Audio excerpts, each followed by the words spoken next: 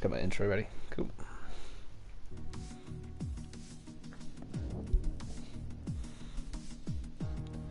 Well, he got 2 wins on the trot. He's 21 points clear and 7 races left to go in an action-packed Season 7 in the Formula PlayStation League. Knut's beginning to look a little bit like a 3-time world champion, but the German is not with us tonight. We're 2 drivers down after last week. Controversy reigned in Azerbaijan, and a short track with just 10 corners may well bring a few short tempers here too. Welcome along then to the Bahrain Grand Prix and the desert of Sakhir. With a twist, we race tonight at the shortened variation of the usual 5.4 kilometre circuit to the less than 4 kilometre short layout. It's going to take quite the effort to dethrone Knut from this point, but he's conspicuous in his absence tonight. So Matthew Vernal, it's going to be a real chance for the likes of Vapor Trench and JT to take the championship incentive. Absolutely, but of course it's a track that you don't often race at, so it could throw a few spanners in the works, maybe guys who are further down the grid putting themselves up there in the fight for the win today. A short circuit then. Obviously this isn't a track that many drivers will have raced around all that much. Is that going to make much of a difference tonight, considering as well there's not really much to remember when it comes to a track like this? I don't think so, because obviously it's just, I mean, there's only really 1 corner difference from the main track, really. I mean, once you get through that right-hander onto where turn 10 would be, it's really not, it's just the same track, really. I don't think it makes too much of a difference. Of course, the guys will have raced around the normal Bahrain circuit a lot, so I don't think it'll make too much of a difference today. 7 different race winners from the 16 races that we've had in Bahrain, which includes the 2010 race, which Fernando Alonso won, which was the longer layout of the Bahrain circuit. Part of that was used, of course, at last year's Sakhir Grand Prix, before it veered off and turned into what was pretty much an oval layout. This is, of course, almost like an oval, Matt, but not quite. Not quite, no. It's still got, of course, a tricky turn 1, as we did see in the Sakhir Grand Prix in real life. And, of course, Sector 3 as well is here in full, so it's not quite an oval, but certainly the drivers aren't going to be spending too much time on the brakes on this one.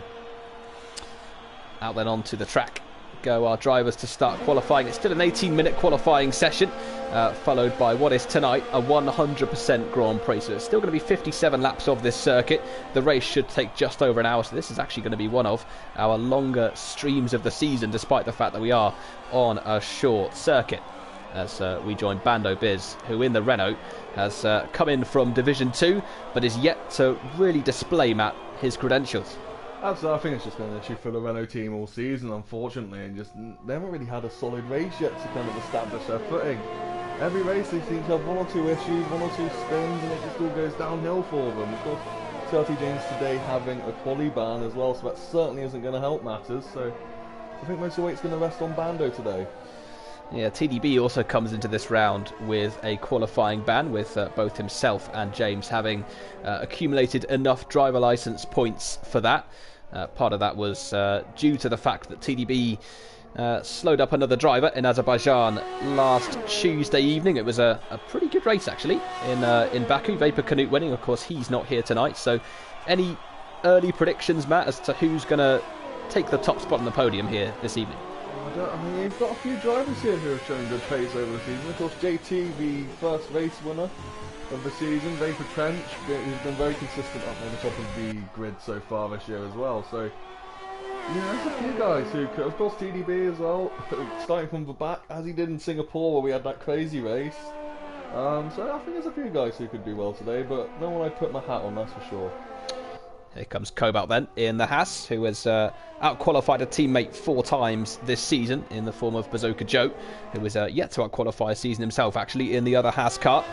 He's managed 2 podiums as well, Cobalt, in the opening 5 races of Season 7. So it's been a pretty consistent start to the season for him. He's going to be the first driver here to set a lap time, as up towards the line he comes with the DRS rear wing open, and it is a 58.4 second lap time as Carson in the Ferrari slots into 2nd place. It's his debut in the FPSL Division 1 this evening, and he comes into Division 1 from Division 2, where he has raced in all 5 Grand Prix so far this season, with 1 win, 4 podiums and 2 pole positions to show for his efforts there. He replaces Vapor Matt, who left the league after last Wednesday, as Miles Dunn, another debutant, reserving tonight for the Williams team, going P4 in front of Lauda Lamb.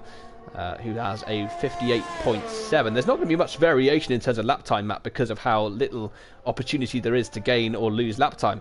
So pole position, as Bando Biz goes P1, it's going to be a pretty tight run thing, isn't it? I'd imagine so. I mean, there might be a few tenths in it maybe at the front, but yeah, I can't see more than that. Of course, as you say, only 10 corners, so not many corners differentiate yourself around this track. So it'll be interesting to see what the gap ends up looking like. Carson goes P1, 58.1 for him. Can he take pole position in his first race in Division 1 in the FPSL? It would be a hell of an effort if he can achieve that against the likes of Bando Biz, Vapor Trench, JT. As you mentioned, Matt, those two drivers normally at the top. JT, of course, the first winner of the season at the Belgian Grand Prix, beating Vapor Canute to the victory. Here comes Vapor King in the Alpha Tauri, and it's been a little bit up and down, you would probably have to say, for him as well. 5 races, he's got 1 podium so far, a DNF also as he crosses the line and goes P3, 58.4 for Vapor King. Displaces Cobalt, who was pushed outside the top 3, with Carson still in P1 as TRT James retires from the session, of course, with his qualifying ban. TDB is going to stay in the garage for the rest of the session. TRT James hasn't really had a lot of track time so far, so I guess he was just trying to be on track for as long as he possibly could.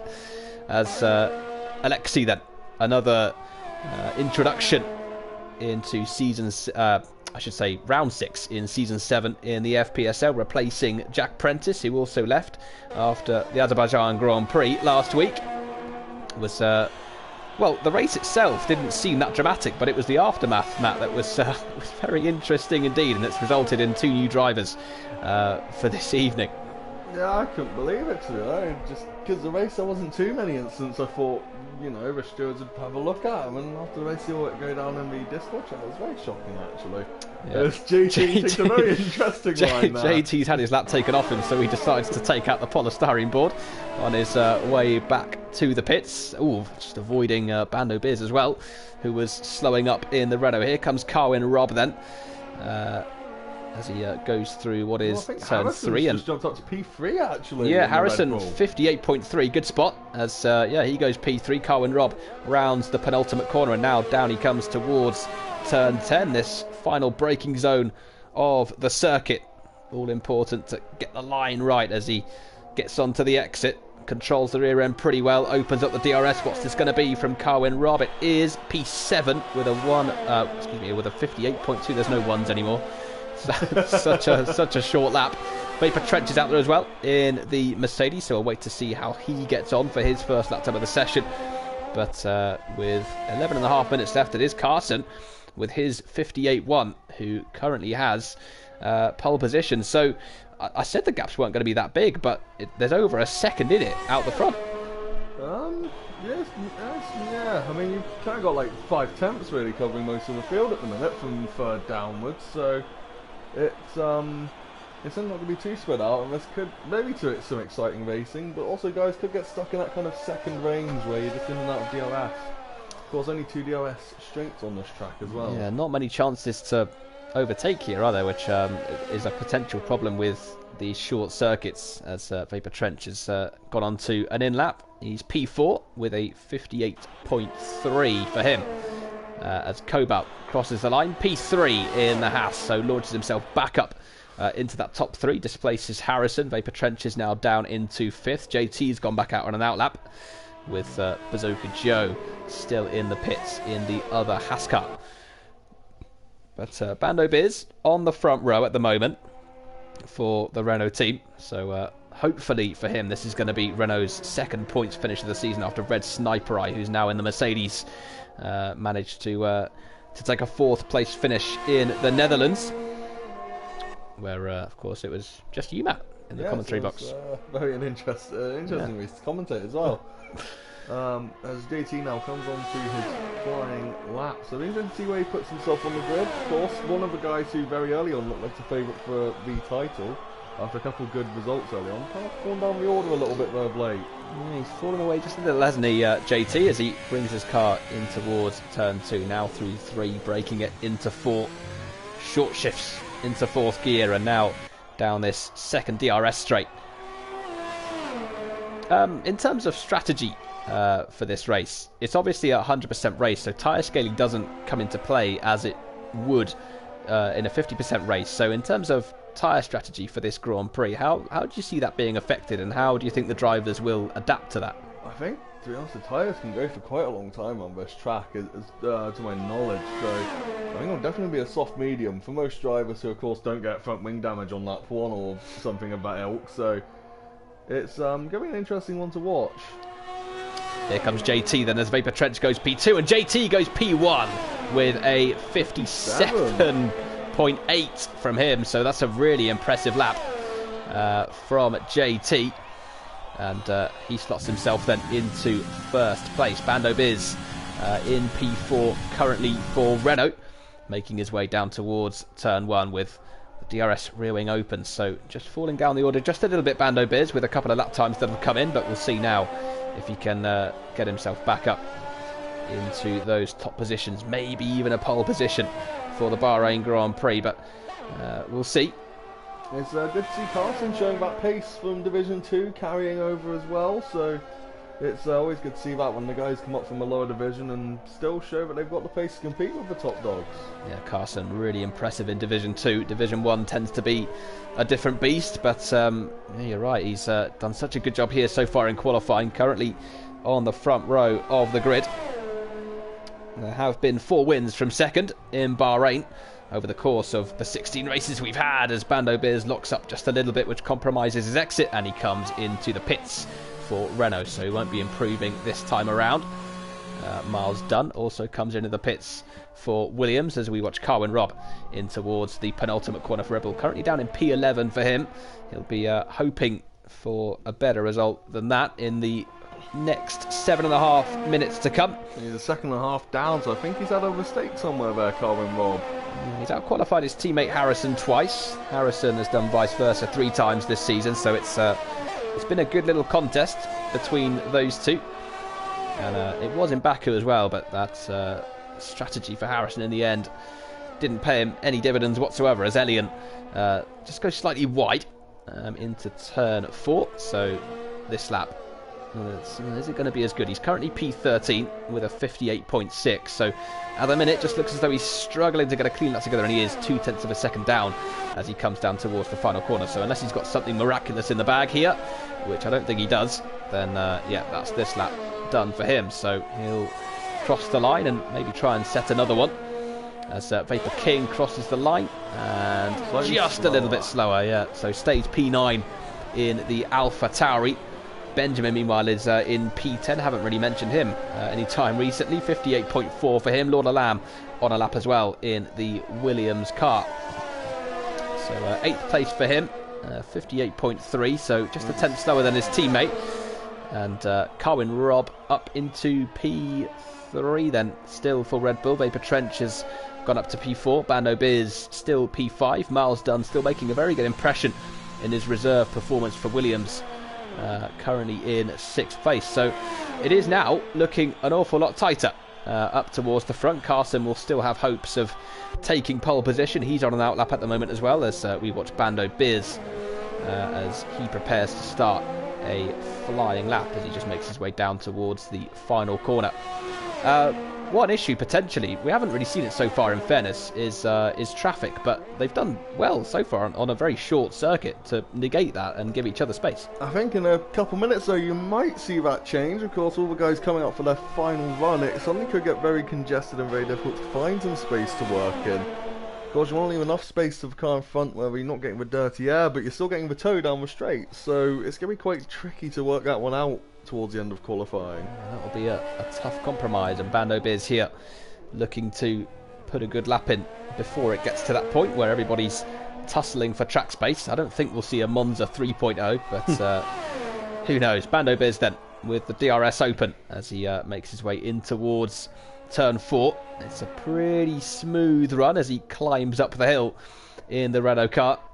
I think he did go purple through sector 1 now as well, Bando. So let's see what sort of time he's setting here through sector 2. As he goes very wide and then validates the lap as a result. Yeah. So, and it was quicker by nearly 0.2 of a second, which could have been a massive improvement position-wise, as JT makes his way up the hill as well. So can he avoid doing what Bando Beers just did? I'm surprised that wasn't a track extend. Yeah, he's gone wide, and that will be an invalidated lap time for JT. Yes, there we go. is. He tried to stay off the track for as long as possible to avoid that, but didn't quite work.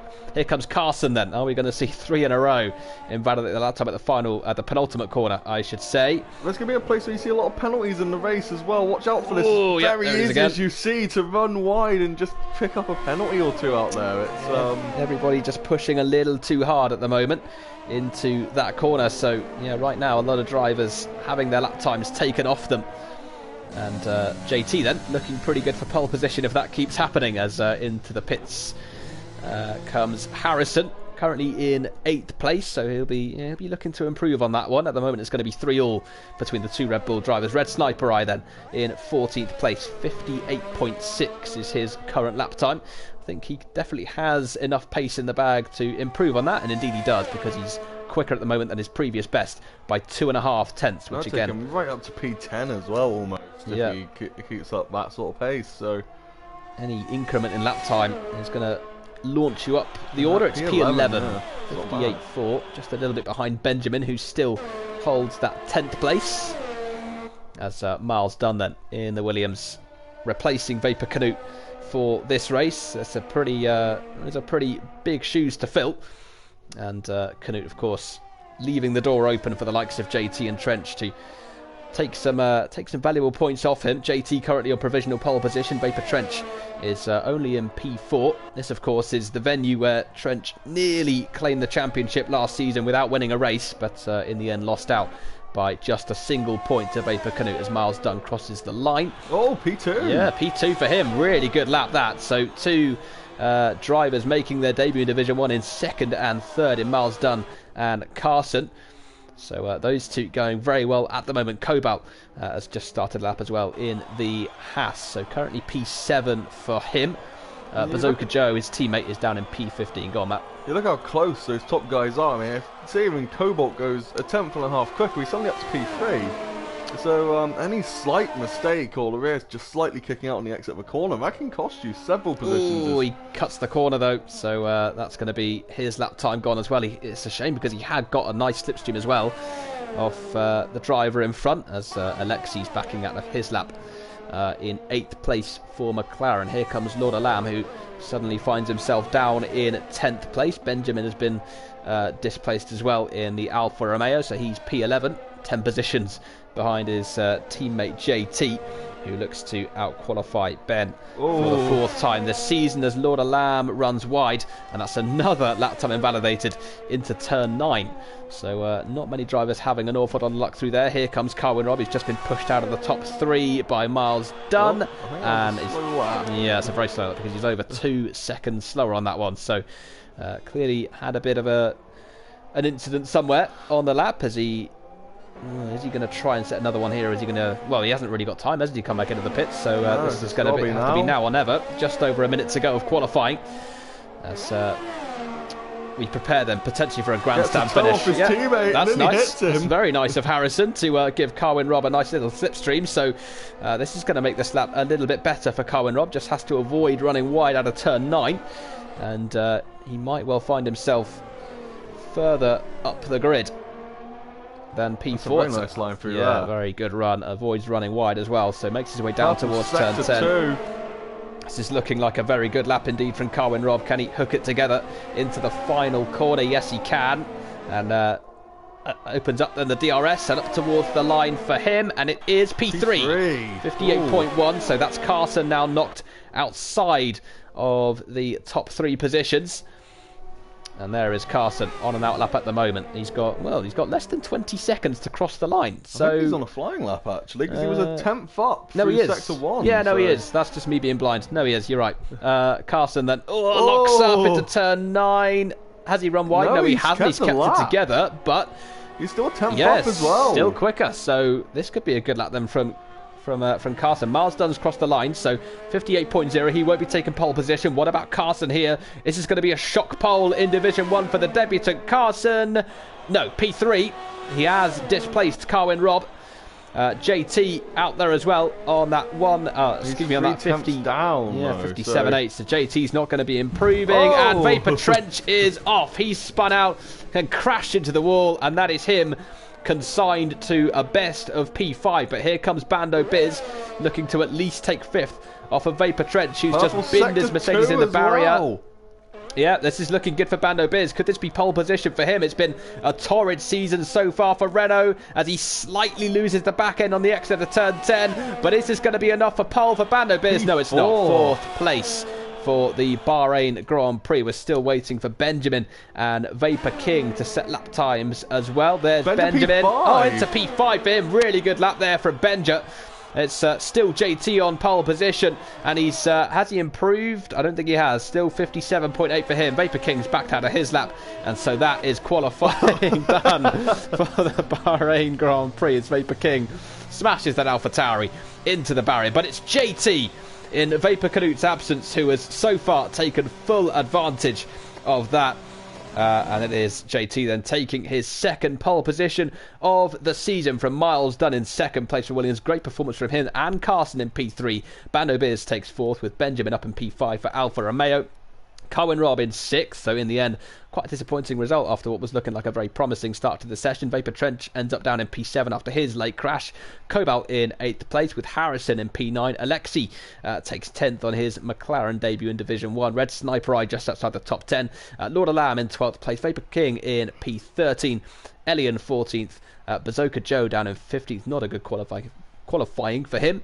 TRT James and TDB both had qualifying bans, so no lap time for either of those two. They'll start 16th and 17th respectively, and TDB says he's going to be making a highlight reel of his overtakes, so let's watch out for some of those as the race goes on. Of course, for Bazooka Joe, as much as it's a disappointing qualifying, he's only 2 tenths slower. I mean, on a normal track, that's not a bad gap to have to recover from, but yeah, on a track like this, any bit of lap time makes all the difference, doesn't it? So this is going to be an interesting race. I have to say, if qualifying's anything to go by.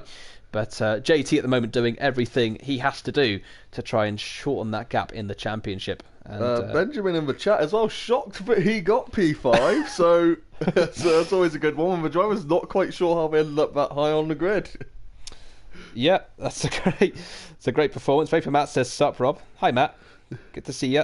Yeah, Cobalt says somehow P3 in the standings. Well, it could be better than that. It's consistency after this race. That is. You don't have to see Cobalt crashing out of races. So yeah, absolutely. So yeah, Cobalt in 3rd and potentially a bit of a dark horse for the title this season. Of course, JT currently starting on pole. So you wouldn't put your hat on anyone at the start of qualifying. After seeing qualifying, is there any change, Matt?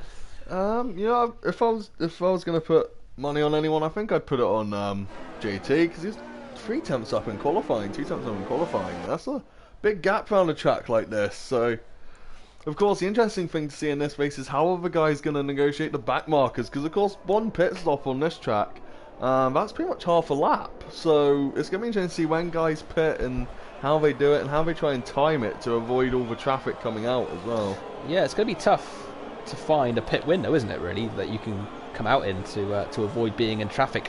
I think there'll be a lot of that, unless of course everything spaces out after lap 1. You never know how many incidents there are going to be. Especially in turn 1 at Bahrain, of course, famed in the F1 Online community for very rarely making it through there with a front wing intact. So we'll wait to see if TDB comes charging up and late breaks everyone and gets into P1 off the start into the barrier style. But yeah, who knows? JT then with this as Harrison gets disqualified. Yeah, Cobalt gets disqualified as well. So those two have crashed into each other on the formation lap. Yes, it looks like it will be a one stop even this race, just soft to mediums. I think unless you get some damage somewhere, that's probably what most drivers are going to do as well. Yeah, we'll see who outside the top 10 will have switched tyres ahead of the race, because obviously starting outside the top 10 you do get a free choice of tyre for the Grand Prix, and only 2 drivers, Vapor King and TDB, have elected to start on the mediums. Is that surprising, or is it pretty normal to see drivers around this track going on the softs? On this track maybe not, because it is it's just so easy on the tyres this track. It's just a lot of high-speed corners which don't wear the tyres too much. Of course, losing the famous real turn 10 at Bahrain, which certainly can eat your tyres up, is a big help as well. So, yeah, I think we'll see slightly less lockups as a result of that corner being taken out, and just the short layout. So 57 laps then of the Bahrain short circuit, just over an hour of this Grand Prix that we're going to have ahead of us here, and who is going to come out on top at the end of it. It's JT on pole, Miles Dunn and Carson with brilliant performances in qualifying to be second and third respectively. Benjamin up in P5, bit of a surprise in qualifying with Vapor Trench, another championship contender, starting down in P7. So this race will be interesting. Lap 1 will be fascinating, and who will be on top come lap 57. As if we ever get to it, seemingly. I don't know what's going on. I don't know if there's been a glitch, but there seems to be a collision between Bando and Ben just slightly further down, and it's kind of holding everything up at the minute. I don't know what's quite going on there. Hopefully we get underway soon. We actually had to enter a new lobby at the start of the stream, which was seamlessly done, I hope. Vapor Trench, his game crashed because Codemasters, so he had to come out, start a new lobby, and now we're trying to get underway for the Bahrain Grand Prix, which should be happening any time soon. JT's still waiting on the grid. In typical Codemasters fashion, of course, things work perfectly. This is lovely from Codemasters. It really is. And the chat was telling Vaporleski to leave the sessions. I don't know if he's lagging about or something possible. I don't quite know what's going on there. Yeah, well, the whole thing seems to have crashed because we're still not going. We're calling a restart, so... Yeah, Vapor Trench has left. So yeah, we're going to restart the session with another grid. So it's going to be a what is essentially a made-up grid, pretty much, for the Grand Prix. So they'll put everybody into their qualifying positions, and then we'll get underway for the Bahrain Grand Prix.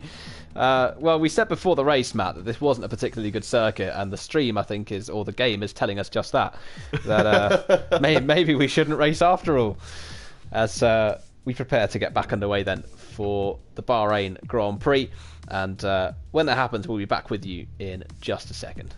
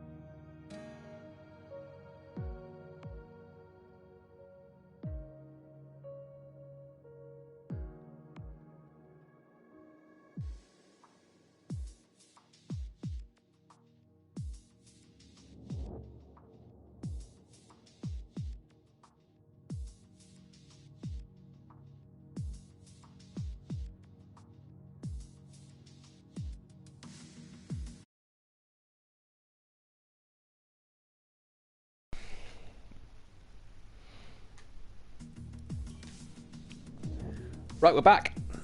So hopefully, Codemasters don't screw us over this time, and we can actually get going. So Matt, ready then for the 57-lap Bahrain Short Grand Prix. We have a custom grid, and the tyres now, as was mentioned by Vapor Matt actually in the chat and also in the Discord, there's going to be fresh tyres now for everybody, which doesn't make a huge difference, but it is just that extra little factor. Thankfully it's not a heavy tyre wear track. Of course, if it was somewhere like that, but I could understand the drivers probably being pretty angry about this. But of course, drivers now get free tyre choice, but of course, guys in the top 10 still have to pick the softs. No changing of tyres for them. So we'll see what that brings about in the race. Maybe might throw a few spanners in the works, but who knows? This is also the first time a stream has been affected, not by my internet. So I'll claim that one. There have been 5 different constructors who have won the Bahrain Grand Prix. Renault are one, Braun are another one with Jenson Button 2009, and of course Ferrari, Red Bull and Mercedes who won this Grand Prix as the Bahrain Grand Prix with Lewis Hamilton last year just before he got COVID, which meant that George Russell got into the Mercedes and heartbreakingly for him was denied the victory as we try and get ready then to go for a second time. Mercedes Power has also won 5 races here, but none of them, interestingly, with McLaren, which is a little bit of a surprise, actually, to see that McLaren have never won a race here. Of course, speaking of Mercedes and Bahrain, who can forget in 2016 that very famous battle between Hamilton and Rosberg at the front of the track for motor race, because of course back then Mercedes were about 5 seconds clear a lap of every other car. So yeah, I think was that 2016 or 2014? I believe that was, or was it 14? I can't remember. Might have been 14. I know what you're on about though. Hopefully the viewers do as well. That was a brilliant race between those two, and hopefully we'll see something of similar fashion over the course of this race as well. And we are back underway then on another formation lap, so that the drivers can get their fresh tyres nice and warmed up ahead of the Grand Prix. Of course, hopefully no lag or glitches this time from Codemasters, hopefully.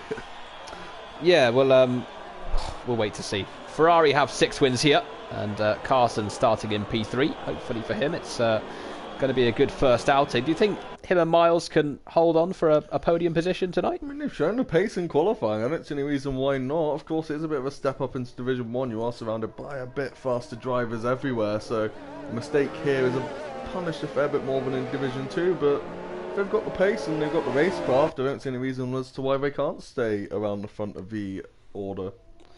Well, it helps as well that less than half of the races have been won here from pole position.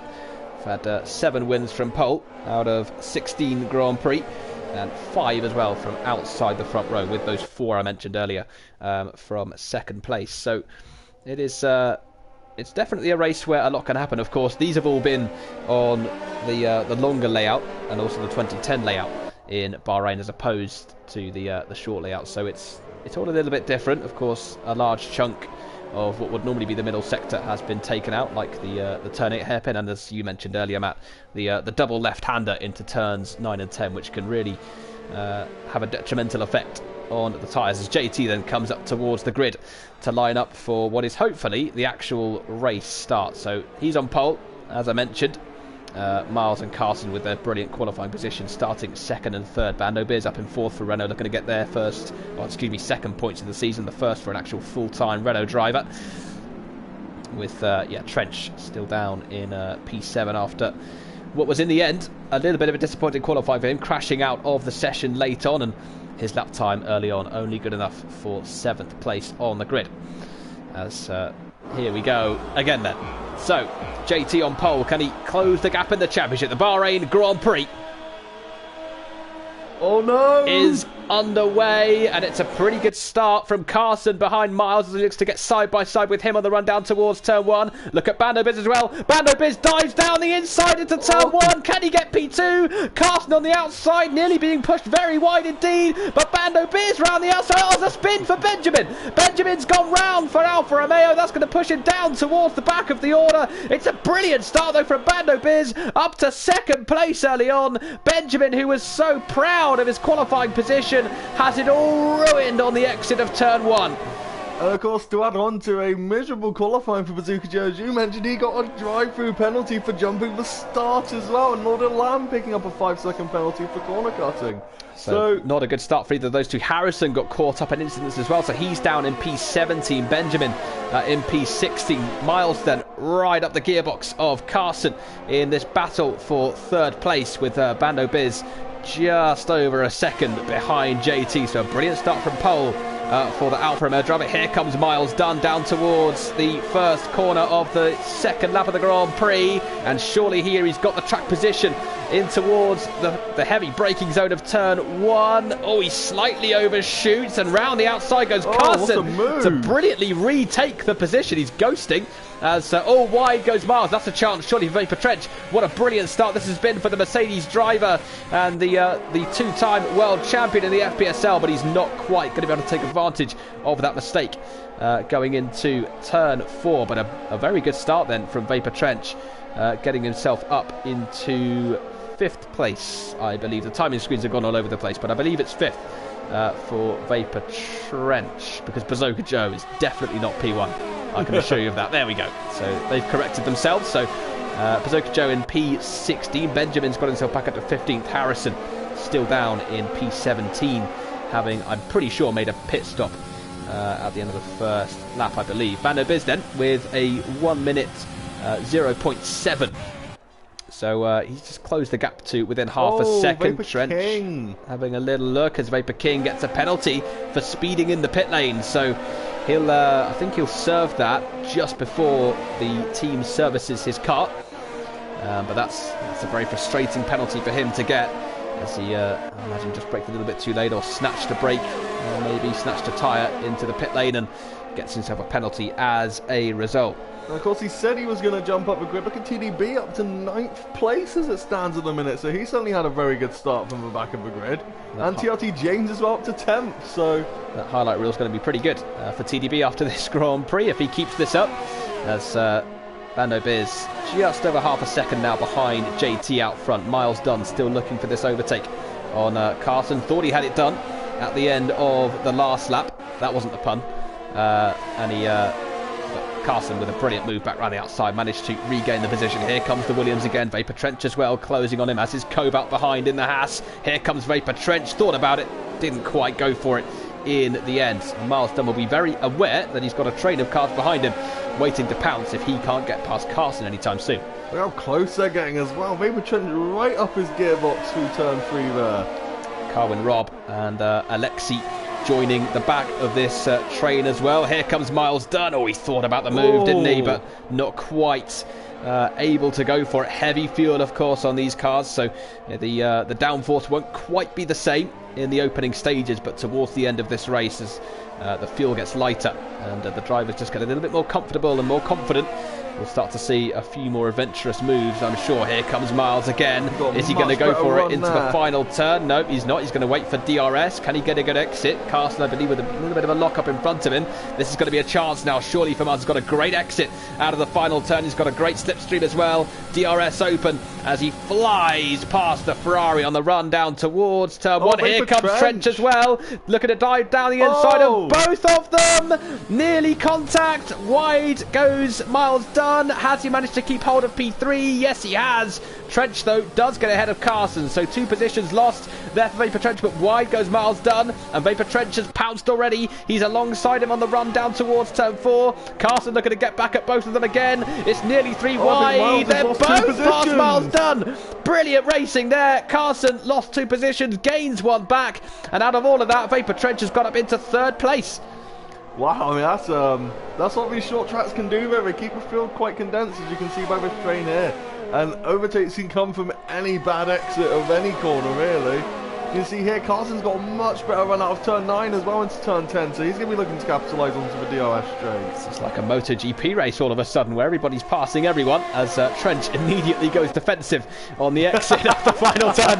Everybody going right to the inside on the run down towards turn 1. Here comes Cobalt, and here comes Carwin Robb as well in the Red Bull into turn 1. Miles Dunn managing to just about defend from Cobalt for the time being. Carson still just in front of him, with Carwin Robb now in front of, in fact he was always in front, wasn't he, of Alexi. He was just having a look at Cobalt in towards turn 1, not able to get there yet, as here comes Cobalt in towards turn 4. Can he get the move done? Wide goes Miles. He's going to get caught up on the exit curb, and Carwin Robb is still there, gets onto the sand on the outside, and he has to just settle in behind him for the time being as he goes a little bit wide now through the penultimate corner. This is going to be a chance for Carwin Robb down towards the final turn, which is turn 10, but he's not quite going to be close enough. He didn't quite get the exit he wanted to be ahead of him, but he will have DRS, as will Cobalt though. Carwin Robb very, very close to the back of the Haas car. Look at Alexi. Well. Yeah, Alexi's right there. He's got a great run as the McLaren driver. Carwin Robb side by side with Cobalt. Alexi there as well. He actually braked a little bit early there, Carwin Robb, and Alexi's going to try and go round the outside. That turns into the inside for turn 2. How brave is he feeling? Well, he was feeling pretty brave, but Carwin Robb defended that very well indeed in the Red Bull. And in trying to gain a position, he very nearly lost one. He might still lose one, because here comes Alexi again. He's not going to leave the Red Bull alone. In towards the...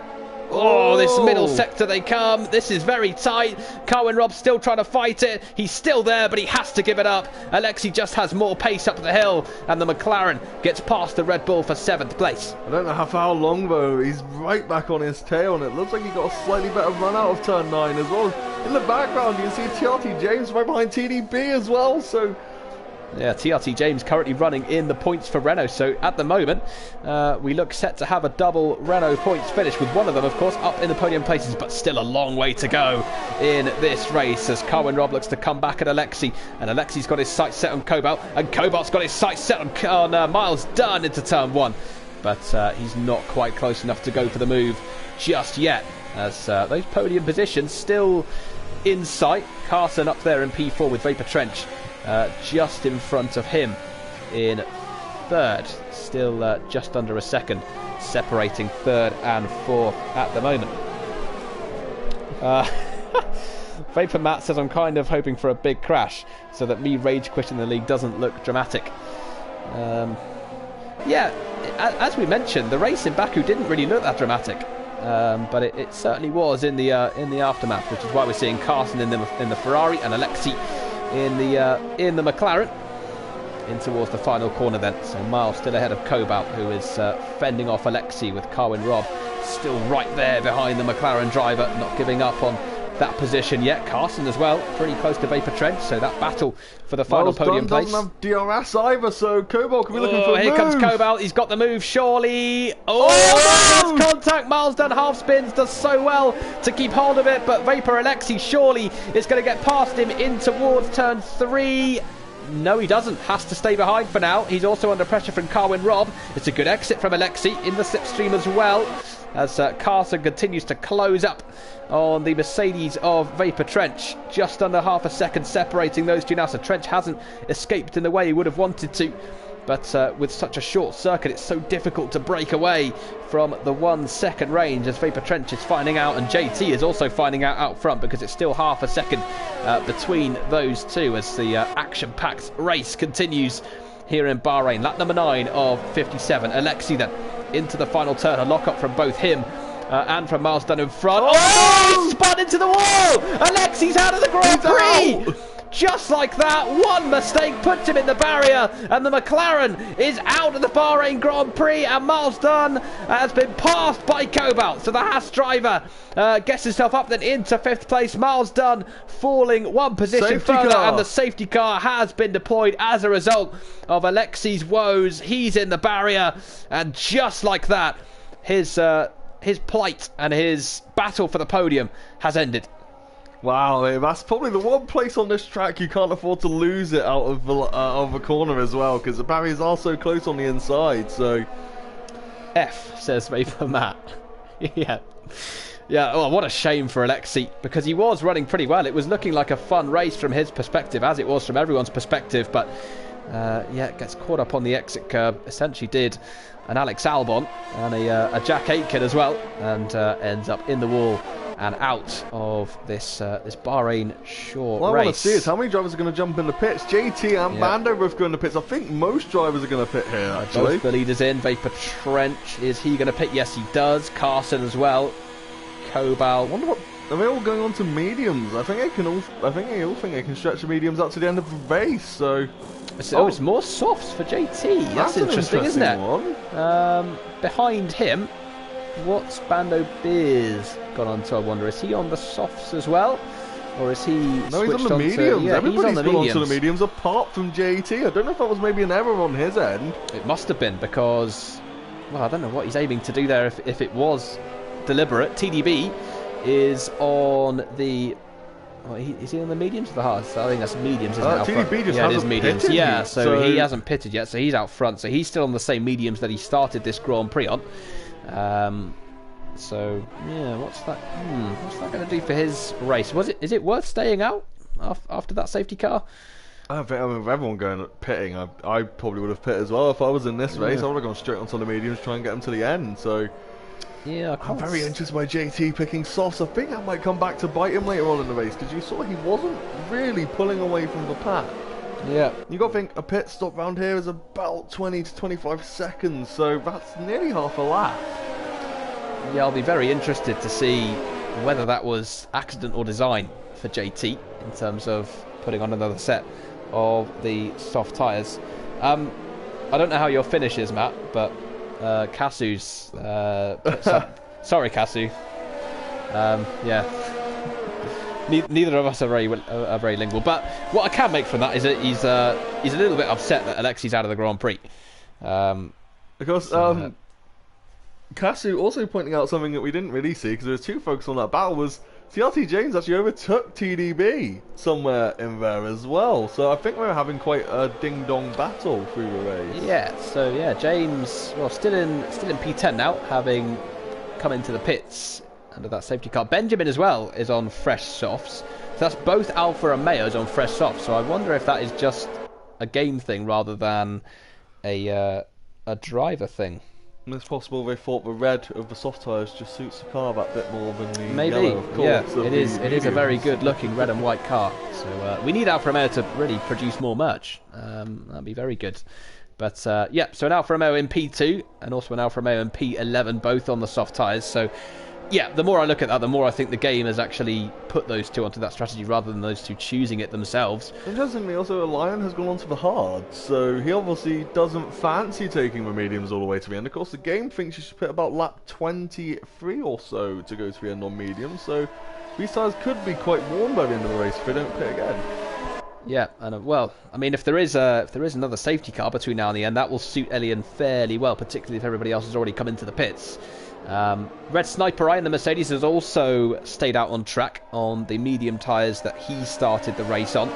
Red Sniper Eye, 3 races so far in Season 7 with 3 points finishes. So uber consistent is Red Sniper Eye thus far.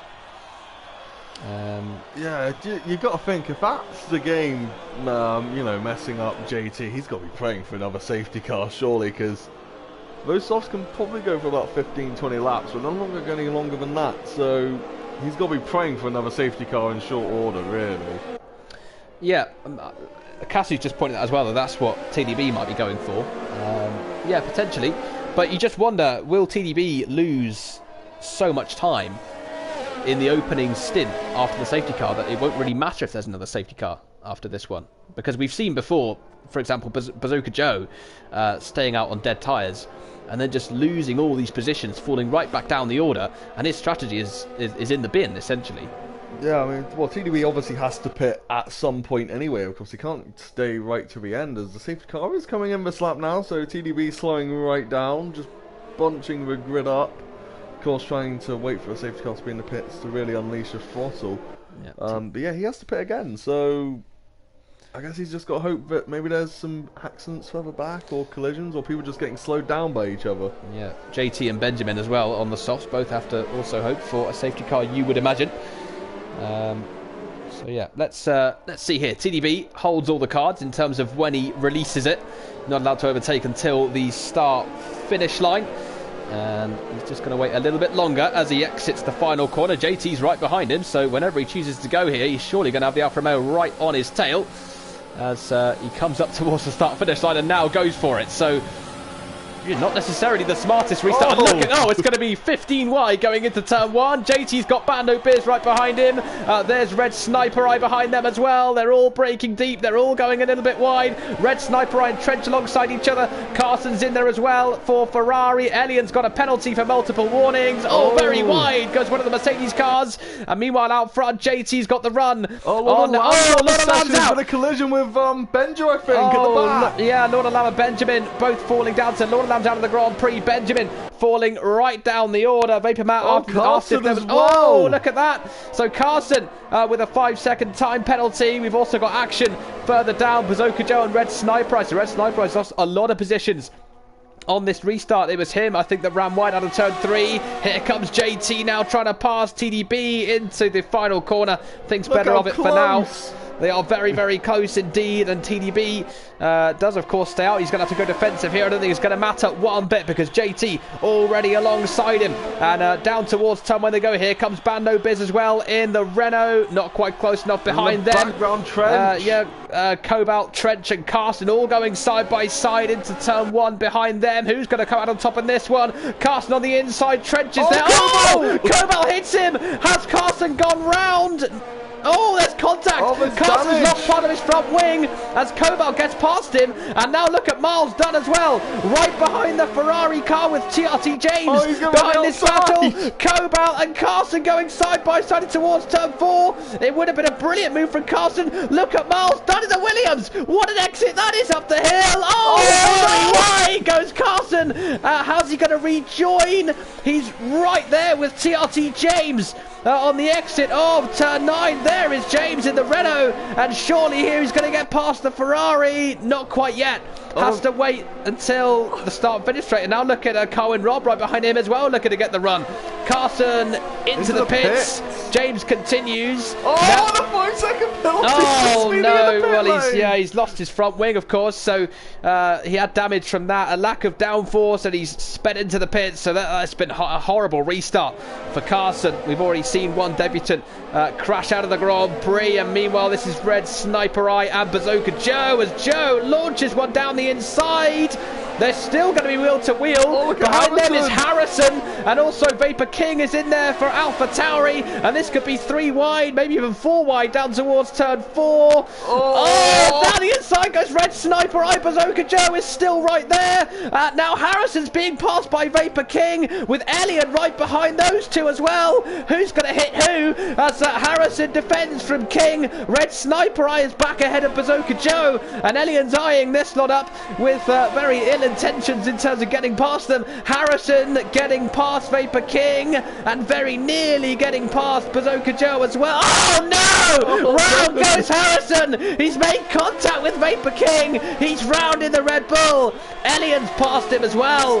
And Vapor King, as a result, has lost that position to the Racing Point car. Goodness me, what a restart this has been here in Bahrain.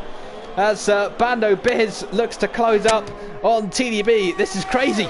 It is. I'm amazed, to be honest. We got through turn 1 without any accidents, but there's certainly not been a lack of them since. We've had 2 cars spun round now. It's this is what happens when you get so many cars this close, so it's always going to be contact somewhere. So as I was saying, this is actually the best track on the game as Bando Biz round turn 9. And TDB's holding it up pretty well here. So this at the moment is doing JT a lot of favours in terms of those soft tyres not necessarily being the worst possible choice. He will still lose out at some point later on to Bando Biz strategy wise, but this is helping JT a little bit with TDB still continuing to hold up the Renault, but for how much longer? Because here comes Bando Biz. Down the inside he goes into turn 1. Is TDB going to defend it? Yes, he is. And he's down the inside into turn 2. Biz is still there. And there's still going to be a little bit of bumper cars as he locks up slightly, gets the position. But TDB's going to cut back underneath. Is he going to have the run? He might do. He's got DRS. He's got the slipstream as well. And down towards turn 4 they go. And is Bando Biz going to have to relinquish the position he's just gained? No, he's not. He manages to stay in front, and that is now 2nd place for Bando Biz in the Bahrain Grand Prix, but he's fallen now just over 3.5 seconds behind the race leader JT. Yeah, I mean TDB is still right there as well. He's only 3 attempts back, so he's going to be right on his tail as they head into turn 10 here. Yes, as we said before, so difficult to lose a driver once you've passed them at such a short track. And Bando Biz locks up as well into the final turn. TDB with DRS, he's got the run back on him, and surely here TDB's about to retake second place here in Bahrain. Bando Biz isn't even going to bother going defensive as TDB gets past him into the braking zone, cuts off his braking line. And Biz then falls back down to third place. It's going to be so frustrating for him as TDB continues to hold him up and deny him in his pursuit of the race lead. Behind them, Vapor Trench is still just in front of Cobalt, with Miles Dunn chasing them down, and Carwin Robb still leading TRT James, with Bazooka Joe and Red Sniper Eye rounding out the top 10. But Vapor King is still right there, isn't he, for Alpha Tauri? Not quite going to go for the pass yet on Red Sniper Eye. King, of course, much fresher tyres as well, Vapor King, so he's certainly got the pace advantage through the corners, but can he get past? Yeah, King picking up a penalty earlier on in the Grand Prix for speeding in the pit lane, which has cost him a fair bit of time, but here he comes down towards the final corner. Is he going to go for into 10? No, he backs out. No, he'll wait for DRS. Away goes Red Sniper. I might not have to wait very much longer. They're side by side now out of the final corner. And here comes Vapor King, and he's side by side with Red Sniper Eye, and surely here this is going to be a points position for Vapor King, and he is, yeah, P10. So Red Sniper Eye on those very old tyres has to fight the back end on the exit of turn 1, and has relinquished a points paying position for the time being. Bando Biz again very close to TDB now. Obviously those medium tyres are going to start to fall away for TDB, so that's going to be something to look out for here. Yeah, half a second separating these two.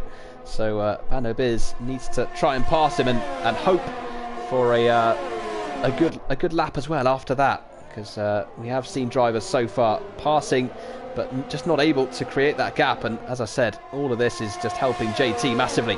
Here comes Bando Biz again then, with the slipstream on TDB, DRS as well. Is he close enough for the move? I don't think he is. TDB stays in front. So he continues to frustrate Bando Biz, continues to hold him up from JT, who is now just over 5 seconds out in the lead of this race. Of course, the longer Bando's behind TDB as well, the more the gap JT can create, the happier he's going to be, of course. It's because, as you said earlier, it's a difficult track to create a gap, so 5 seconds on this track is actually quite a long time. So JT is going to be very happy up front right now with that.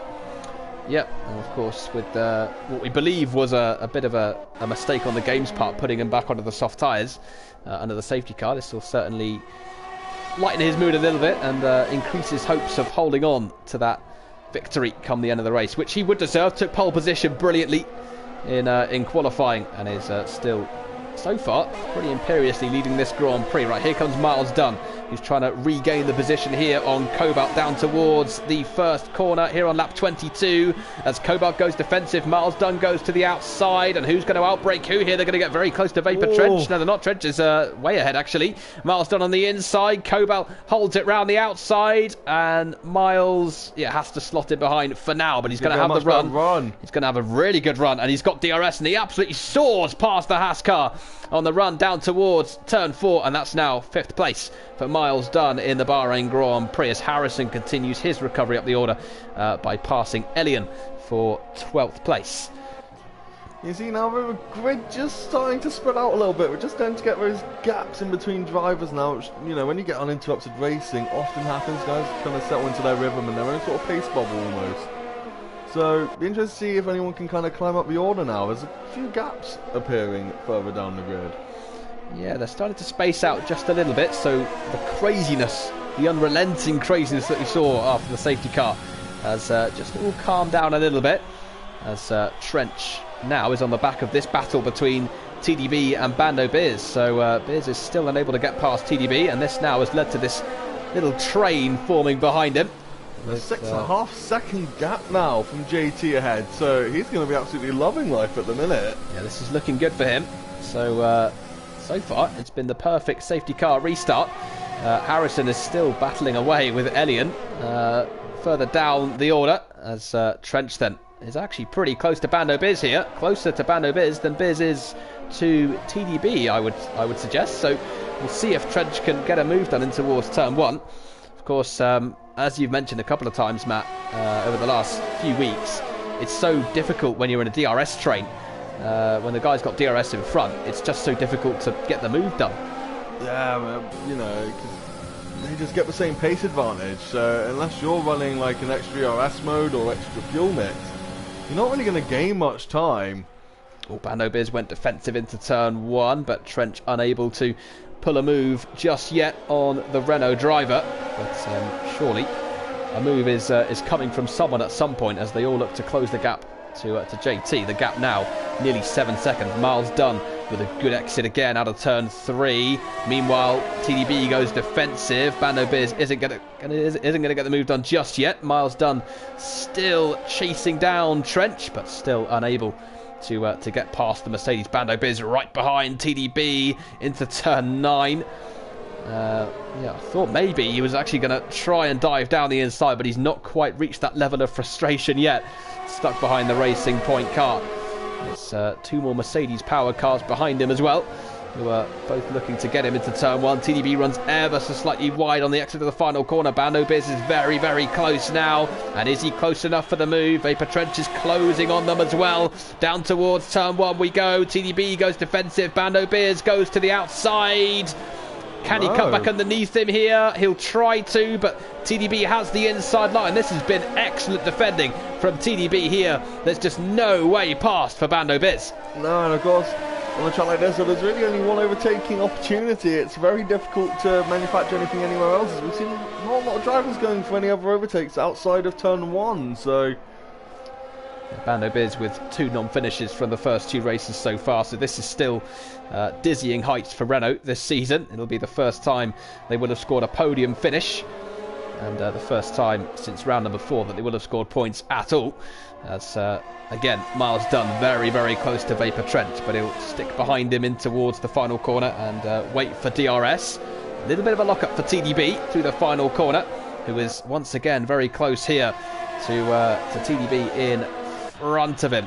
Who's going to get the run on who? So TDB once again goes defensive. Biz once again goes to the outside, and this time has the move done surely into turn 1. Yes, he does, but now he locks up and there's very nearly contact between them. Can he now create that gap? Bando Biz back to TDB to avoid any more drama in terms of that battle for second place. It is now 8 seconds that JT has over Bando Biz out front. Of course as well, I mean TDB is going to get DRS right back on him, so it's going to allow him to close right back up in this gap here. Down the second DRS straight. As in the background, of course, Miles Dunn still ever so close to Vapor Trench. He just can't get the move done right now.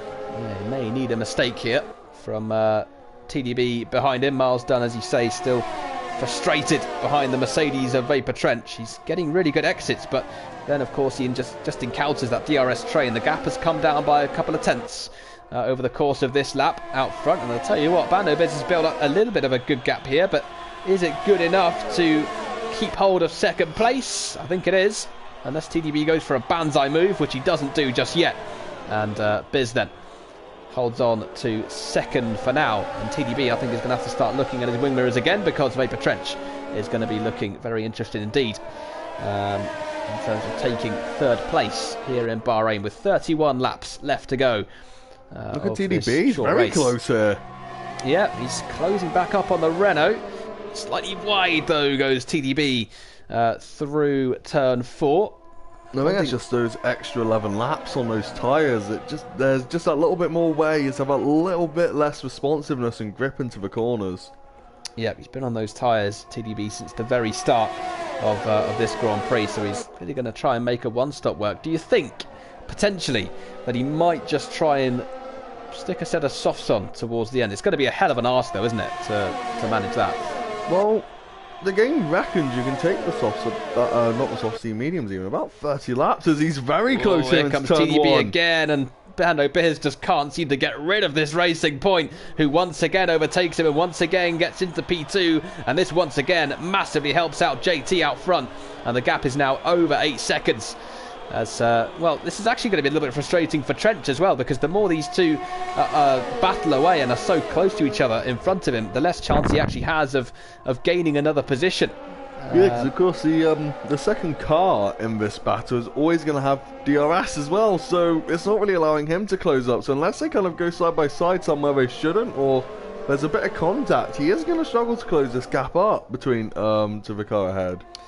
Yeah, not really that many opportunities, unfortunately, to go side by side on what is such a short track. But where people have gone side by side, it's always been pretty entertaining so far. That's 8.5 seconds now between JT and TDB. TRT James is up in 8th place as well, but he has a penalty to his name for Renault, looking to score his first point of the season. Here comes Bando Biz. No, still not able to take second place. I think that might be Vapor King. Vapor King has gone round by the looks of it for Alpha Tauri. That is a shame for him. So I think he's just spun it. He doesn't have any damage. He's recovered back onto the circuit as Vapor King. This has been, well, it's been a bit of a, I think I mentioned it before, a bit of a frustrating last couple of seasons for King. One podium last season, and yeah, it's just a little bit of a, excuse me, no podiums last season, one podium this season, I should say. But it's been a little bit of a fall from the season before, 3 podiums and 5 points finishes in season 5. But hasn't quite managed to rediscover the form that he had for Alfa Romeo in season 5, with just the 1 podium in the last 2 seasons, 4 in the last 3 seasons, as Vapor Trench closes up now to Bando Biz and TDB. Has a little bit of a look into turn 1, just trying to put his car in Bando Biz's wing mirror, make him make some sort of mistake into turn 1, but nothing doing at the moment. I think, looking at it right now, I think JT would come out just behind TRT James, so he's trying to build that gap up a bit now. That was 9 seconds, of course, so every lap he goes round and sees that gap to TDB getting bigger, he's going to be pretty happy about it, of course. Yeah, he still needs that pit window, does JT, because he has to stop again from the softs onto a set of mediums. Of course, another question is, can these guys, not TDB, but can Bando Biz, Trench, Miles, can they all take their mediums to the end of the race? It's going to be tough. No, it was lap 10, oh not lap 10, it was about lap 12, wasn't it, the safety car, so that is a good 40 Oh, here comes laps. Miles, he's going to get past Vapor Trench here down towards turn 1, the Williams side by side with the Mercedes, and has he got the position? Bando Biz on TDB as well. This is almost, it's a 4-way battle. Trench getting past Biz as well. Can he get 2 for the price of 1? Not quite yet, but can he get the exit now on the exit of turn 3? He's got the run, but so is Miles trying to come back once again at the Mercedes. And no, nobody getting past anyone in towards turn 4. So, well, Miles thought he had the position done on Vapor Trench, but Trench managing to defend the position and then very nearly gain one as well, as a result of Bando Biz going side by side with TDB. But still, these 4 are as you were, going down towards turn 1 on lap 31. It must be so frustrating to be the car stuck behind here. I know I'd be very frustrated and probably just launch a dive bomb somewhere at some point. Yeah, I can see it at some point as into the pits comes TDB. So that now releases Bando Biz. And is it going to release Vapor Trench to have a look at the Renault? It certainly is, but he's not quite going to go for the dive down the inside yet. Bando Biz locks up going into turn 1, which is going to compromise his run through 2. And into that really tricky braking zone. And, of course, turn 2 not quite as important as it is on the normal Bahrain track, where you have a DRS straight just after, so... Yeah, thankfully the saving grace there is that you do have a braking zone straight afterwards, but yeah, you never know if that braking zone could become a little bit of a dive bomb opportunity for someone. Probably not, but depends how desperate these drivers get. So 20 laps now on this current set of tyres for the drivers who pitted under the safety car, which was pretty much everyone, bar a couple. Oh, and JT's into the pits. Yeah, so JT now takes the chance to come in. I think he realised that TDB had pitted, so Bando Biz was going to start maybe just closing up a little. So he decides that is the perfect opportunity to pit that Alfa Romeo car. As Miles done pitted as well? Yes, he has. So the Williams car is into the pit, so that will allow Vapor Trench to have a little bit of breathing space, and he'll be left alone by the Williams for now. But we'll see, of course, how powerful or otherwise the undercut is at this short circuit, and whether Miles Dunn can use that as a chance to springboard himself above Vapor Trench when Trench comes into the pits. So clearly a lot of these drivers feeling as though they can't make the mediums go long enough into the race, as we join Cobalt, who is closing up on Carwin Robb. JT then has rejoined in just P5 behind them. TRT actually, TRT James into turn 7 now. So in the end, that hasn't worked out too badly, has it, for JT? He's got some clear air now. As into the final corner then comes Cobalt. So is he going to pit? I think this might just start a chain reaction of pit stops. It doesn't though, because Cobalt continues, as does Carwin Robb, with Trench still chasing down Bando Biz out front. Of course, it's quite interesting that Miles Dunn pitted, because he pitted at the same time as Bando and Trench and Carwin Robb. So was he just not fancying going to the end on the mediums? I don't know if he maybe had some excess tyre wear or something, but the fact that Biz and Trench have stayed out suggests to me that they do feel as though the mediums can go between now and the end of the race. But yeah, Miles Dunn clearly feeling otherwise. Of course, he was stuck behind a whole train of cars for quite a while, so how much more detriment that would have done to his tyres, I'm not entirely sure. But yeah, really, he's not happy with the medium tyres and has decided to go on a different strategy towards the end of the race. Trench then 7 tenths behind Bando Biz. So Biz is actually extending the gap a little bit at the moment, back to Vapor Trench. And if these two can go to the end on decent pace, then it will be an interesting finish, because JT is going to have a lot of pace now on his fresh set of mediums.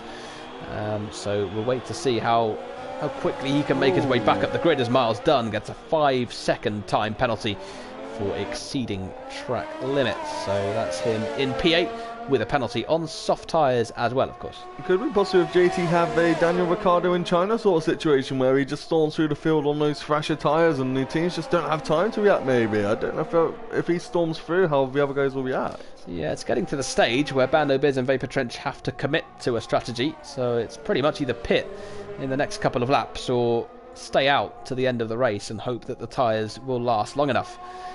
Trench then getting a little bit closer in towards the final corner. Harrison's come into the pits as well for Red Bull, as he still tries to score at least a point in this Grand Prix. Remember, you get a point as a Trench pits. So yeah, obviously the mediums can't quite go to the end, so that means JT is effectively the race leader. Yeah, well, Biz still staying out, so I just wonder if Bando Biz still has faith in those tyres as he goes onto a set of softs. Cobalt's in as well. Yep, Cobalt, yeah, on the medium. So yeah, nobody who pitted under that safety car feeling as though those tyres are good enough to go to the end. TRT James is still closing up on JT, actually. He's not leaving him alone. Nearly got a double Renault podium going on right now. This is certainly not something we expected to see with the recent races. Yeah, so Bando Biz P1, TRT James up in 4th place. Although, yeah, so maybe those two both feel as though in those Renault cars that those medium tyres are capable of making it to the very end of the race. The only problem is JT will definitely have caught Bando Biz by the end of it. So it's almost in Biz's best interest here to come into the pits and try and just match JT for pace on equal tyres. Yeah, JT has been gaining about a second a lap on Carwin Robb ahead, so he clearly has a very good pace right now. I think he's at about 58 as well on the for the fastest lap currently as well. Yeah, the longer this goes on, the worse. Carwin Robb's in the pits now, so Bando Biz and TRT James are the last kind of... Oh, TRT James is in the pits as well, so only Bando Biz really being the holdout now from that early round of pit stops. Yeah, and you rather feel as though Bando Biz has missed his opportunity to pit and still be in with a serious chance of winning this race. So I think he has to commit now, doesn't he, to going to the end. But surely it's not going to happen, because he's only got a 9.5 second gap to JT, and that is going to come down rapidly, isn't it? Yeah, in the next few laps. You definitely think so with like how quick JT's driving, although he's not gaining too much so far, so maybe not. I mean, maybe Bando has some of that Lewis Hamilton pace, so as the tyres get more worn, he somehow gets quicker. Yeah, well, he'll be if he's doing a stream anywhere, he'll be complaining about the tyres right now to try and egg himself on and go to the end. So he's still staying out. So it's only come down by a handful of tenths as well on this last lap. So yeah, Bando Biz is clearly committed to this, and he wants to go to the end. Yellow flag oh no, TRT James! Oh, James falling down the order. So he's VSC. He's had nothing but non-finishes so far as TRT James. He's clearly made a mistake somewhere, and he's down now in P10. So still in the points at the moment, but nothing seems to go right for TRT James so far this season as it depends on what for points. VSC lasts, because Bando Biz is currently 11 seconds ahead of JT. If this lasts long enough, he could actually get a free pit stop out of it. Could have the gap. So Bando Biz here, if he plays it smartly, can surely come into the pits now. For Renault, it would be just coming through the last turn. So surely it would be silly not to pit here. He hasn't pitted. He has. He's made the late call. He's just realised. So yeah, Bando Biz doing the smart thing. He will lose the lead, but he won't be as far behind as he ordinarily would have been, as JT will cross the line and take the lead. But depending on when this virtual safety car ends, we'll see what the gap is going to be. It ends now. James! Oh, James. Oh, dear. James with a drive-through penalty for speeding under the virtual safety car. He is now down in 14th place for Renault. And there he is. So I think has he left this session as well? He's got into the wall. On track. I think he's just crashed deliberately there, TRT James, which is a violation, I can tell you that, of the regulations. And look at Bando, by holding up for so long, even with the VSC, he's come out behind Vapor Cobalt. Yeah, and he's lost a lot of ground, hasn't he, to JT. He is now on fresher tyres, on the soft tyres as well. Remember, there is a point up for grabs for fastest lap, regardless of where you finish. Even if you don't finish the race, if you've got the fastest lap by the end of the race, you'll take the point. JT already has the pole position point, of course, having taken pole for this Grand Prix. So 27 points up for grabs over the course of a Grand Prix. Canute claimed 26 of them last time before Jack Prentice took the fastest lap of the Grand Prix and what was his final act as an FPSL driver before swiftly exiting the league. Right, here comes Carwin Robb looking for the run here on Bando Biz. So Biz on these fresh tyres, this is the last thing he needed, was a Red Bull coming at him down towards turn 1, but he's just about far enough ahead at the moment is Biz to avoid being overtaken. He has just over a second and a half to make up to catch up to Cobalt in the Haas in front of him. And if he wants to win this race, he's only got 18 laps left. He's going to have to get a wiggle on here. I don't think so. I mean, it's about a 15-18 second gap right now to JT. I don't think really he can catch him. I think the only person who's got a decent chance might be TDB on the softs, but even then I think he's going to struggle to catch up as well. So this is definitely JT's race to lose right now. It certainly is. The gap is just coming down marginally between himself and TDB. TDB, of course, on the soft tyres. Hi, Luca, by the way. I've just seen that. Luca is a new Division 2 driver, so you can catch the Division 2 race tomorrow evening on the same channel at 8 PM. And if it's half as good as this one has been, then well, you'll be in for a treat. This has been a long race so far. Lap 41 of 57. JT leading this Grand Prix with TDB trying to wrestle that gap down and try and take the victory. Started, of course, right the way down in 18th place is TDB, and now up in second position. And Harrison's in the pits, so I don't know if he's had damage somewhere because he was only 5 laps in. And yellow flags as well. So I don't know what's happened now. I think it might just be Cody's having a bit of a maybe laugh on that one. We just had Benjamin slowing down in the Alfa Romeo to let these guys through. So Benjamin's been lapped by his teammate, of course, having had a couple of dramas himself just a little bit earlier on in the Grand Prix. So he's down in P14, 44 seconds behind Harrison. So Benjamin, after such a good qualifying, was involved in an accident in the opening lap and hasn't really been able to recover from it since then, even with the intervention of a safety car. Here comes Biz then on Cobalt. Oh, switches back to the inside. That's a brilliant move from Bando Biz, but Cobalt tries to go back round the outside. A little bit of contact, and can Biz hang it round the outside here? Oh, he's going to try to. It's very, very close as he opens up the DRS. It's now a drag race In fact, he doesn't open up the DRS, so maybe Cobalt has DRS. Yes, he does. So Biz has to slot back in behind him. It would have been an exceptional move into turn 1, but Cobalt manages to stay ahead of the Renault for now. And TDB trying to take advantage of those fresh softs. He's down to just above 3.5 seconds now behind JT, so that could be something to watch out for if that gap keeps ticking down as the race carries on. With 16 laps to go, that's certainly going to be an interesting battle. 15 now, as Biz then exits the final corner. Carwin Robb is still hanging on to the back of the Renault, so Biz knows he has to get this job done pretty quickly. Miles Dunn has just lost out on the podium, I believe, to Vapor Trench, but here comes Bando Biz down towards turn 1 for 5th place. TFTJ's another session. As Carwin Robb has a little look at Bando Biz, was looking to take advantage of the slight distraction from the Haas in front, but nothing doing between any of these three for now. There's Miles Dunn then, just been passed by Vapor Trench, but he's still right behind the Mercedes. This battle has been raging for the very opening lap of the Grand Prix. Miles Dunn trying to take a podium in his debut in the Formula PlayStation League in Division 1.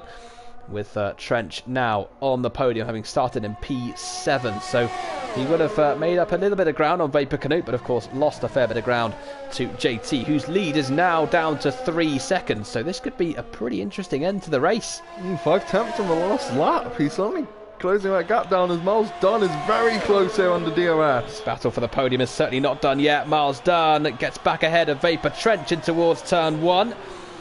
Trench, is he going to try and cut back underneath in towards turn 2? No, he's not, but he will surely have a run through 3 and 4, and then on the run down towards turn 5. A little bit wide, though, goes Trench, and that'll just give Miles Dunn a little bit more breathing room as he tries to break the slipstream from the Mercedes behind. But Trench tucking into it and able to close the gap a little bit more as this battle will surely continue going on to the next lap. Up the hill then comes Cobalt, and he's still got the Renault of Bando Biz right behind him. Carwin Robb still right behind them, and look at how early Bando Biz is able to turn in on those soft tyres. He's got so much more grip, but at the minute he's just not able to do anything with it because this Haas is continuing to frustrate him. He was stuck behind TDB a little bit earlier on. He's now stuck behind Cobalt in a battle for 5th in a season that is just not going smoothly at all for Renault. But at least Bando Biz here is currently running in the points. Down towards turn 1 they go again. Cobalt tried to go defensive, but Bando Biz switched to the inside, and if he can hold it together here, he'll have the position. But Cobalt again cuts back underneath him. Look at Carwin Robb as well, right behind. Cobalt once again defends it round the outside, and once again stays ahead of the Renault. Bando Biz has to fight the back end on the exit, and Carwin Robb's going to be right behind them as well. But Bando Biz still with DRS, still has the run on the Haas car, and he's down the inside, and this time he's got the move done. Cobalt back up the inside though. No, he can't quite get there. Oh, as he got the grip up the inside. I thought he was going to get caught on the curb, but he manages to avoid doing that. And Bando Biz is ahead, but for how much longer? Because Cobalt will still have DRS, but look at Carwin Robb as well, right behind the Haas car, looking to now take 6th place away from Vapor Cobalt. So has Biz managed to get enough of a gap? It's only about half a second back to Cobalt, so both of these drivers are going to have DRS. It could be 3 wide on the run down towards turn 1. Biz goes defensive. Cobalt goes to the inside as well. Here comes Carwin Robb trying to go around the outside of the Haas. Cobalt thought about the move down the inside of Bando Biz. Carwin Robb tries to hang around the outside of turn 1. He's got the inside now for turn 2, but has to back out of it. Otherwise there would have been contact and he would have been round. And discretion was the better part of valor there for Carwin Robb as he opts to stay behind and lift the fight. He's got a 3-second time penalty, JT. So TDB now is the race leader because he's within 3 seconds of JT. So all of a sudden this race has been turned on its head out front, and TDB, who started right down towards the back, is on for his 3rd race win of the season. And also, another one we haven't really been able to see because we were too busy with this battle is Miles Dunn and Vapor Trench have been trading positions backwards and forwards as well through the last couple laps. So yeah, Miles Dunn still just in front of Trench, but you're right, it's so close between those two, and Trench once again getting back ahead of the Williams on the run down towards turn 1. As there we go, Trench into 3rd place. So this battle, it's almost like it's going to be a game of chicken, isn't it, really? Because whoever goes into, say, the penultimate lap in front is the one that's going to lose lose out, really. I mean, really, Trench could just let Dunn through him and just kind of chill behind him, because of course Miles Dunn does have a 3-second penalty as it stands, so Trench doesn't need to overtake him on track. Of course, a bit more pride if you do, rather than just sitting behind for a penalty, but I think that's probably what TDB will be doing out front. Yeah, I was going to say, just sitting behind the car in front is something that's going to sound pretty peachy to TDB right now, because that's all he has to do is just stay within that 3-second window. But there's only 3/10 in it, so it's still going to be a grandstand finish, even with that penalty, as to who is going to win this Grand Prix. Right, Miles Dunn, half a second back from Vapor Trench. Is he close enough here for the move into turn 1? No, he's not. So he's fallen just a little bit too far behind. What about Carwin Robb in the background as he looks to get ahead of Cobalt? He's very close indeed, and he's down the inside into turn 1. Ooh. Can Cobalt defend it? Is he going to try and hang it around the outside? Oh, he thought about the move on the inside at turn 2, but Carwin Robb just about has the track position, stays in front, runs ever so slightly wide though, and Cobalt here is going to have the exit. He's going to have the run to try and get back past the Red Bull. And here with DRS open, does he go down the inside? Yes, he does. Carwin Robb's going to try and fight it round the outside. He's got the grip, he's got the run. Very good defending indeed from the Red Bull driver, but he's still going to have the Haas right there. And Cobalt, I should say, still has Carwin Robb very much in his crosshairs as these two continue to battle for 6th place in Bahrain. 2.6 now the gap out front. Of course, looking at the gap at front, is a bit of irony in that this was how JT won his first race this season, with the car in front getting a penalty and he didn't, and he managed to stay within 3 seconds. So a bit of a reversal for him this race. Him and Canuck battling very hard in Spa, I recall, as once again down the inside goes Cobalt. Oh, he bounces over the curb, and Carwin Robb is still there, and again he nearly swipes his front wing off on the inside of turn 2, but has to settle in behind, and he almost pushes Cobalt round turn 3. Now into the DRS straight. Is he going to be close? No, he's not going to go for the move just yet, but he will try and set himself up for the move into turn 1 at the beginning of lap 50. As Miles Dunn still within DRS range of Vapor Trench as well in their battle for 3rd. Benjamin is now 50 seconds behind Harrison, down in last place in this Grand Prix. Red Sniper and Elian are currently trading places for 11th place. We've got a yellow 1. I don't know who that is. I'm not too sure what's happened into sector. I can't see anyone stopped, and yeah, so those yellow flags have gone back in again, so I'm not too sure what that was about. But once again then, here comes Carwin Robb, looking to take the position of Cobalt. No, thought better of it into turn 1, so hasn't got ahead of him yet. This has all allowed Bando Biz to escape 3 seconds up the road, and he's now just over 5 seconds behind Miles Dunn, who is still very close to Vapor Trench, still trying to snatch that podium place. Of course, Miles Dunn does have a penalty, so even if Vapor Trench does finish the race behind him, chances are he'll still be in front of him after the penalties are handed out. But Miles Dunn here, Matt, has made a very good name for himself here in his debut. Yeah, possibly. I mean, of course, there may be a couple seats open in the Division 1 full-time seats, so that could be something that we look at possibly after a performance like this. Been very impressive. He hasn't really, been involved in any accidents. Very clean, very good racing as he goes up the inside here into turn 1. Here we go again then. So Miles Dunn back up once again into 3rd place, getting past Vapor Trench. Of course, one driver not to scoff at is Morgan as well, who is still a reserve in the FPSL. He got a win and 2 points finishes last season in his reserve spell. Also was a reserve at the start of this season and got a podium finish in Belgium. So another one to watch out for in terms of potentially getting a full-time seat in the future. Him and Miles Dunn would be great additions to this league. So too for Carson, but this race just hasn't really gone his way after qualifying so well. He's currently now in P10, so still on for a points finish. But yeah, this race has not played out the way he would have wanted it to. As Carwin Robb, again, getting very close to Cobalt. Lap 52 of 57.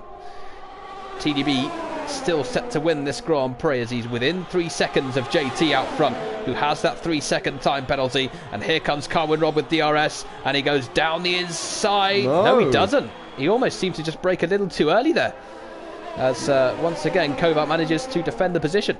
Benja picking up a time penalty, and of course, speaking of Alfa Romeos and time penalties out front, we're still watching that gap between JT and TDB getting, well, it's held steady at about 2.5 seconds for the last few laps. Of course, JT's going to be praying about those soft tyres on TDB's car starting to go off, and they probably should be about now 20 laps in, so maybe he can just try and eke out above 3 seconds. Yeah, of course, TDB has to make sure as well that he doesn't pick up a penalty, because if he does, then that completely neutralises it, and JT is back in the driver's seat in terms of winning this race. There. Yeah, 2.7 now, so again, it's going to be so tight as Trench once again gets past Miles Dunn, as Carwin Robb once again looks to get ahead of Vapor Cobalt, and he's in the slipstream here. He's got DRS, and this surely is going to be the position gained once again for Carwin Robb into turn 1, but Cobalt will again try and defend it around the outside. He gets caught up on the curb, and Cobalt again defends it, and again it's more frustration for Carwin Robb as he continues to be stuck behind this Haas car. I can't imagine how frustrated Carwin Robb would be right now. If it was me, I would probably be shouting and screaming at the TV to try and get him out of the way. It's certainly one of the more frustrating things you can experience in an F1 game. I just wonder how long it is before he starts launching one down the inside. It is now just under 2.9 out front. So, yeah, JT, I think you're right, Matt. Those soft tyres might just be starting to wear away, and TDB might be starting to struggle a little bit as Carwin Robb again right behind him. He's struggling to keep that gap down now. This could be the sort of thing where he's just outside the 3-second mark, because we only have 4 laps remaining at this point. So very interesting indeed, as Carwin Robb once again is trying to go down the inside, and this time has he got the move done. He's going to try and block Cobalt off just a little bit more than he did on the last lap, and it's a good move, gets ahead of him, and Cobalt's still there, still harrying the back of that Red Bull car. So Carwin Robb getting ahead for now, but Cobalt's still right there, still trying to get the move done back on the Red Bull. Yeah, he goes down the inside. Oh, that's very, very close, but Carwin Robb with a brilliant bit of driving around the outside manages to stay ahead for the time being. There's still nothing separating these two as they come in towards turn 9. And now on the run, down the hill, in towards 10. This is where Cobalt's going to try and set himself up for the overtake into turn 1.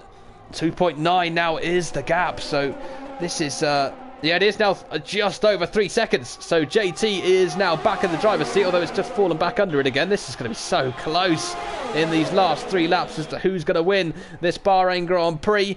Cobalt not close enough to Carwin Robb to try and take that position back.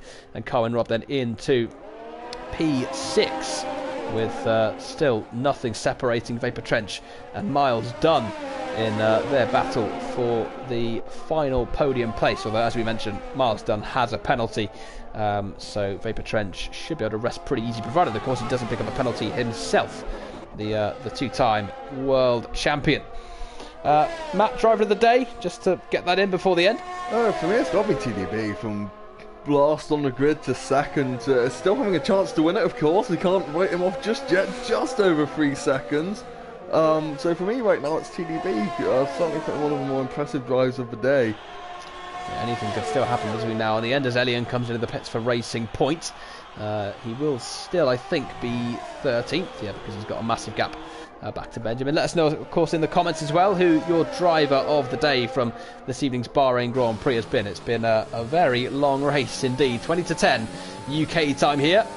Normally tucked up in bed by now. That's Miles Dunn again closing up to Vapor Trench, but again not close enough just yet in a battle that will rage on right towards the end. Of course it is, as I say, with the penalty fairly trivial, but at least it's a good bit of fun for the Williams driver. He is 3.5 seconds clear of Bando Biz, so as it stands right now he should be able to just still stay in 4th place. So Bando Biz, who was looking like a very good competitive front runner early doors. It's 3.4 seconds now. I don't know if they've changed the rules, because this used to be the rules a couple of years ago, but you could pick up DRS from a back marker. I'm possibly wondering if JT's kind of run into traffic at the exact right moment to pick up DRS when TDB hasn't got it to help build this gap out. Yeah, he certainly can pick up DRS from a back marker, because the game, or the DRS system in real life as well, it can't actually tell whether you're behind them in terms of track position or whether it's just a back marker. So the system it's a smart system, but it's not quite, so I think it's not genius. As you see, JT's just passed 2 back markers, so he may have possibly run into traffic at just the right time to build that gap out to win this race. Red Sniper and Harrison are, as Harrison goes down the inside of Red Sniper and takes P11 in Bahrain. Yellow section 1, I don't know who that is. I'm not too sure, but both of those two have just been lapped as JT then wins the Bahrain Grand Prix, and TDB is not able to get within 3 seconds of it. So JT wins the Bahrain Grand Prix, just about holds on with his penalty. Vapor Trench takes P3, Miles Dunn in 4th place. Bando Biz will take P5, Carwin Robb will be Cobalt just about to 6th place. Vapor King will eventually come home with his penalty to take 8th place, and he will be comfortably in front of Bazooka Joe as well to hold on to 8th, and Carson should come home to take the final point in 10th, because he has 6.5 seconds back to Harrison in P11, who has just finished the race, of course, because he was lapped down, wasn't he, right at the end. So that's why Carson will be the last driver to cross the line. So it's JT then. Looked for a moment with his penalty as though he wasn't going to be able to take the win. Looked as though it was going to be taken off him via a penalty, but it's still the race victory for him, and it's still a very impressive 2nd place for TDB, having started right down at the back of the grid. Absolutely. He gets my driver of the day vote. The game seems to think he's driver of the day as well. I also believe JT may have got fastest lap in there, so that could be the full 27 points for him today, which will certainly have Knuth maybe sweating a little bit for next week's race. Bit of pressure now. Yeah, also got the pole position. So, well, we asked at the start, could any of the other title protagonists take the advantage, take the incentive after Vapor Knut's absence? And, well, JT has taken full advantage, and he's taken the win here in Bahrain in this what has been an excellent Bahrain short race. So yeah, TDB got the fastest lap. So 19 points for him, still 26 points for JT then, who takes out the win in Bahrain with TDB in 2nd place. Vapor Trench takes the final place on the podium with Miles done a very impressive 4th in his FPSL debut. Bando Biz points finally for Renault in 5th place for him. Carwin Robb takes 6th place in front of Vapor Cobalt.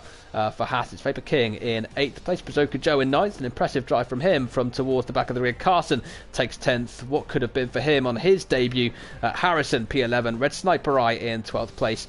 Elian in 13th. Benjamin takes 14th. And it's TRT James, Laura Lamb, and Alexi, the 3 drivers who did not manage to finish the Grand Prix. Well, it's been a long evening. It took a couple of goes at getting this race done, but at the end of it, it's JT who takes the win and closes the gap to Vapor Knut in the championship. Until next week, good night.